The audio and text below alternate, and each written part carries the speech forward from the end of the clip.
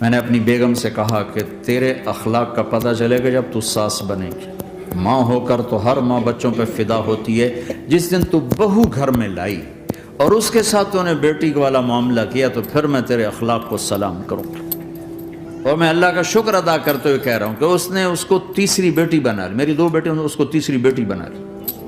اور میں نے اسے سمجھایا کہ دیکھو میرا اور تیرا یوسف کی بیوی پر کوئی حق نہیں، میرے بڑے بیٹے کا نام، میں کہا تیرا اور میرا آنے والی پر کوئی حق نہیں ہے، وہ ہمیں پوچھے اس کا احسان ہے، وہ نہ پوچھے تو کبھی اسے گلا نہ بنانا، کیونکہ اس کے ذمہ ہی کوئی نہیں۔ یوسف کے ذمہ ہے تیری میری خدمت کرے، حال پوچھے، لیکن اس کی بیگم کے ذمہ تیرا اور میرا کوئی حق نہیں ہے۔